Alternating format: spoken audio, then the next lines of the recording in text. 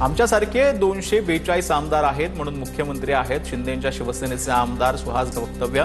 तर 11 कोटी जनतेमुळे फडणवीस मुख्यमंत्री. नवनाथ बन यांचं प्रत्युत्तर.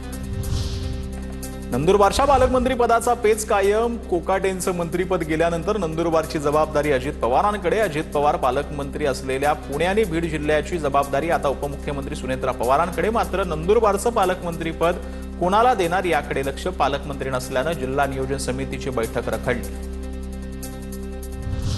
बार्शीतील विध्वंसक कृतीविरोधात लढण्यासाठी आम्ही एकत्र आलो. आमदार दिलीप सोपल यांची भाजपचे नेते राजेंद्र राऊत यांच्यावर टीका. विध्वंसक कृती संपवण्यासाठी आम्ही महाआघाडी स्थापन केली. सोपलांची प्रतिक्रिया.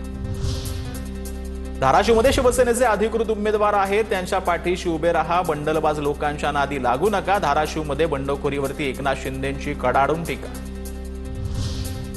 मुंबईतील नवनिर्वाचित महापौर उपमहापौर पदासाठी नवीन वाहन. महापौर पदासाठी इनोवा एन तर उपमहापौर आणि विषय समिती अध्यक्षांसाठी 12 स्कॉर्पिओ गाड्यांची खरेदी. अध्यक्षांच्या गाड्यांची ओळख व्हावी म्हणून गाड्यांना भगव्या पट्ट्याचं डिझाईन करणार. जुनी वाहनं गेल्या 4 वर्षात पालिका अधिकाऱ्यांना वापरासाठी दिल्यानं नवीन वाहनं घेण्याचा निर्णय. कल्याण डोंबिवली महानगरपालिकेत अनोखा उपक्रम. केडीएमचे अधिकारी प्रशांत भागवत यांच्या सायकलनं घर ते ऑफिस प्रवास. भागवत यांनी टी शर्टवरती जनजागृती करत प्रभागनिहाय पाहणी केली.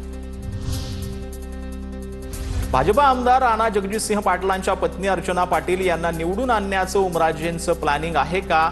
लोकांमध्ये कुजबूज असल्याचा राष्ट्रवादीच्या नेत्या सक्षना सलगर यांचा दावा. तेर जिल्हा परिषद गटात कार्यकर्त्यांची इच्छा असताना आमदार खासदारांनी महाविकास आघाडी न केल्याचा आरोप. जेव्हा माणूस घाबरतो तेव्हा तो घाबरत नाही असंच म्हणतो. जयकुमार गोरेंची राष्ट्रवादीच्या उमेश पाटलांवर नाव न घेता टीका. मी कोणाला घाबरत नाही. पालकमंत्र्यांना का घाबरू असं वक्तव्य उमेश पाटलांनी केलं होतं. विधानसभेच्या वेळी दिलीप सोपल यांची गाडी चुकली नाहीतर ते मंत्रिमंडळात असते. सोलापूरमधील प्रचार सभेत बोलताना एकनाथ शिंदे यांची प्रतिक्रिया. दिलीप सोपल हे ठाकरेंच्या शिवसेनेचे आमदार असून एकनाथ शिंदेंनी भर सभेत त्यांचं कौतुक केलं.